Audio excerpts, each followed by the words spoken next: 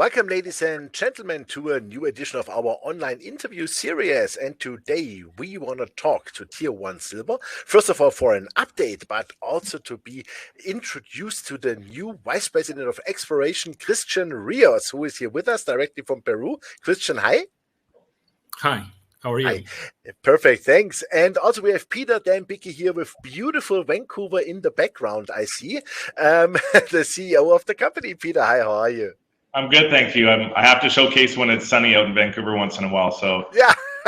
Yeah, we are missing the sun, honestly, desperately in Switzerland too, where I'm sitting. But that's great. So we have Vancouver, Peru, and Switzerland here together. That is great. Chrstian, let's start with you. You are the new Senior Vice President of Exploration for Tier 1 Silver. So maybe you can give us a short introduction to yourself and how do you see Tier 1 Silver? Yeah, sure. Thank you.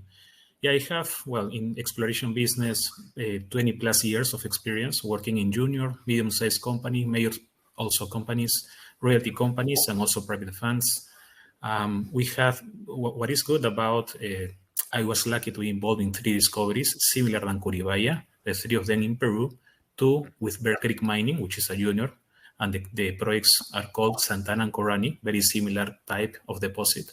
And the other one was from a private fund also here in Peru called Stellar Mining, and the mine was Santa Rosa. I've been involved from taking rock chip samples through production. So I know more or less how these structures behave, how these deposits behave. So with Tier 1, well, it's an exciting project. I was in the field a few weeks ago, looking what we have done 2021, the 16 holes, looking at the core, looking at the field, and the potential is there in all these 6 kilometers of corridors. And there are new areas like Cambaya area that we took some samples with higher grades, higher ore shoots, bigger extensional areas also that is very interesting, plus also a porphyry target that I can talk later. Okay, super. So how would you interpret, for example, your last drill results you showed on 14th February, where you intersected 1,213 grams silver equivalent over 1.5 meters at the Sambalai structural corridor at Curibaya? So what does that tell you? Oh, it tells us a lot. It tells us first that we have economic values in the area. We have in that Sambalai corridor is 2 kilometers of corridor. If we add the other 3 corridors, is 6 kilometers total. So having this 1.5 meter with 1-2 kilos, that means we have high grade in the area.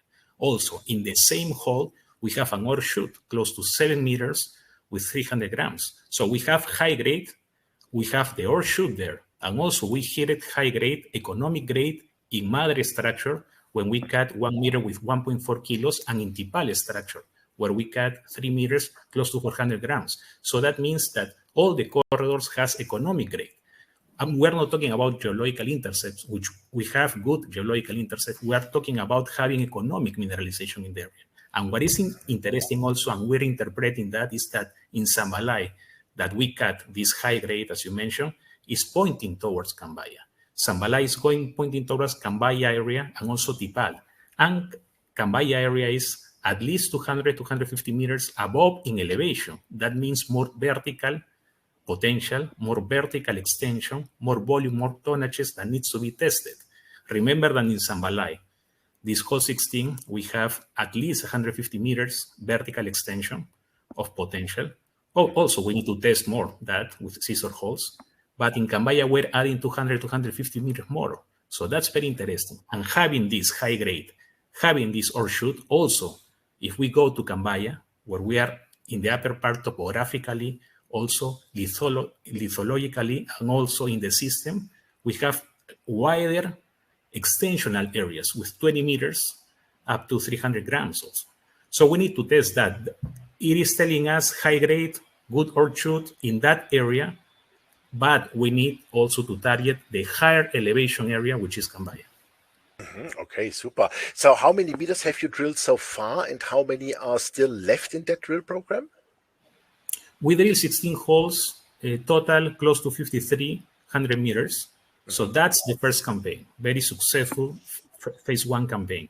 And now this year, the plan is to drill, well, I expect at least 5,000 meters more, because we need to define all these corridors structures, but we will have the exact number of meters when we finish, also we need to do more surface mapping sampling, and we will define better the amount of meters that we're planning to drill. Okay, super. Now question also to Peter. That would be exactly what would be next like, and what would be, let's say, the next targets you think, and of course, do you have the money to do so? Yeah, excuse me, Johan. Yeah, for the next program, as Chrstian mentioned, we just wrapped up our first phase at the beginning of December. So now we're taking a step back, analyzing all of our drill holes, analyzing all of our data. As Chrstian mentioned, we have more mapping, more sampling to do. But one thing that we're going to have this spring that we didn't have in our last phase is a new permit. It's called a DIA or a DIA that expands our region, and it encapsulates Kembaya, this zone that Chrstian mentioned, which has all of our top channel sampling and chip sampling targets in it, including that 20 meters of almost 300 grams per ton silver. So when we hired 2 world-renowned consultants to go do a site visit at Curibaya over the last month, they came back and they both said separately, unbiasedly, that is your #1 target you go after. And then you have multiple more targets to go after in the traditional Curibaya area. So that is our #1 target going into phase 2. Again, we won't know the exact amount of meters or the size of the program until we do a little bit more work in the field, and then we'll reverse engineer exactly how many meters and the budget we have for that. You mentioned the treasury. We currently have a couple $1 million left in treasury. We're good on money through till June. So really nothing imminent as far as pulling the trigger on a financing. However, we're seeing the price of silver, precious metals get a little bit elevated. It might have a lot to do with, the conflict in Eastern Europe. However, I think it might be maybe one not causing the other, but maybe this is the final nail in the coffin that we wanted to see to push these precious metals, because it sure seemed like every box was checked on a reason for precious metals to be soaring, given inflation, the interest rate scares, the monetary policies globally. So maybe this is finally it, but we're gonna continue on and act as if it stays put, but we're still in a really good spot. Absolutely, and I think there will be soon also another supply problem in silver physical. That's what it looks like to me. So perfect for you guys. The global demand. I think I read that last year was the first year that demand outstripped supply, and the first time in 6 years that's occurred. And it's, I believe it's going to be supply is going to be short another 20 million or so ounces expected for 2022. So again, it's not getting easier for people to get their hands on the commodity, which I feel is the perfect commodity. It is gold. The whole world longs for it, but nobody really needs it. And copper, everybody needs it, but it's maybe not as sexy as the precious metals. And silver is right there in the middle. The use case scenario for it, the use for hedging against inflation and speculation and investment. It has all those great qualities, but it often gets forgotten. Absolutely. I have also one question to both of you, and I would love to have also Chrstian, if you want to give me an answer, as you are Peruvian, because we had several viewers asking us about, let's say, stability of Peru. What does it look like these days? I don't want you to do a political tension or whatever, but it would be really interesting to listen to you how it is these days to work directly in the field.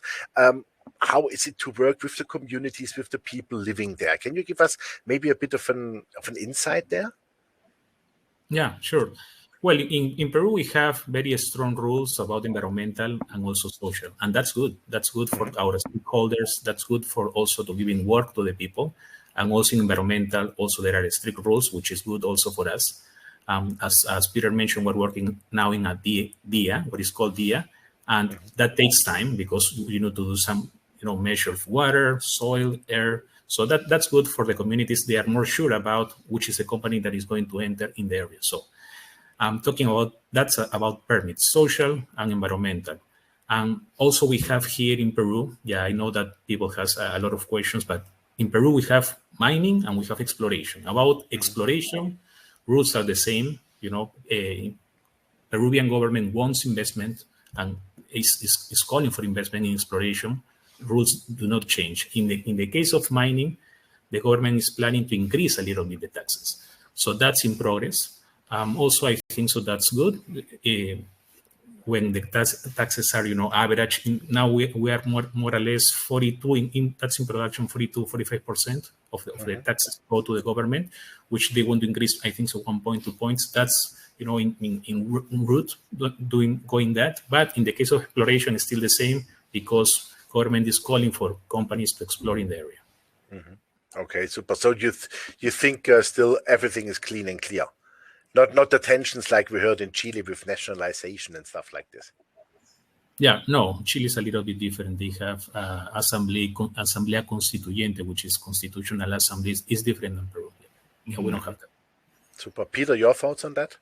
Yeah, I mean, I get to look at it from a higher level, and obviously a few thousand kilometers away, and Chrstian's right in the middle of it. But I mean, what we've seen in Peru over the last 5 years is 5 different presidents, and we're possibly working on our 6th. And I mean, there's been multiple impeachment attempts on him, but at the end of the day, you don't have your traditional 2-party setup like we're used to in either North America or parts of Europe, where you have a clear line in the sand and you're on one side or the other. It's broken up into many different factions and many political parties, each with little interests here and there. So in their first federal election, the first round, you had about 15 different parties going, and only do you have a runoff at the end of the top 2. But it's not necessarily representative of everybody's voice and what they want to see in their country.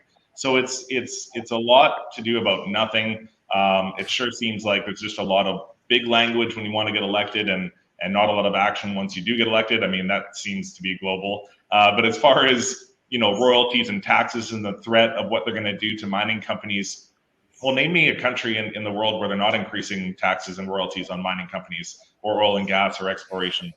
So that's nothing different. But as Chrstian mentioned, we're exploration. So we're not leaving a big, footprint socially, environmentally. We're not hiring thousands and thousands of workers. We have a small, nimble team. The biggest thing in Peru is community.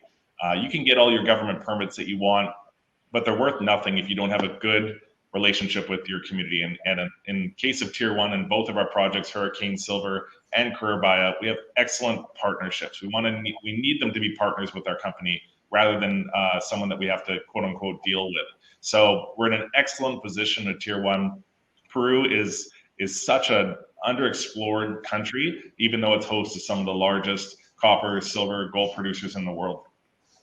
Fantastic. Super. Yeah, that was a great final sentence, I would say. Thank you very much, Chrstian. Thanks, Peter, for the first insight here. And Chrstian, very simple to say, please keep on finding those high-grade shoots, high-grade samples you have shown us so far, and make sure they are all economic, because that's what finally counts, to make the bride, to make it look as good as possible. Super. Thank you very much. All the best. And I have a very good feeling that we speak quite soon, because you guys are going full throttle and still some results are outstanding. Awesome. Thanks, Johan. Super. Thank you very much. All the best. Thank you. Yeah. Ladies and gentlemen, that was Chrstian Rios, the Senior Vice President, Exploration of Tier 1 Silver, and also Peter Dembicki, the CEO of the company. And you heard it. The things are going and progressing really well. Peru is still a great place to do mining and especially exploration. And yeah, the company drilled 2 of the best holes ever so far in the last week. So things are look really good. Share is still way too cheap. So I would suggest you have a very close view on Tier 1 Silver, as I have a good feeling a lot of good news will come up the next weeks and months. Thanks for watching us, and bye-bye from Switzerland.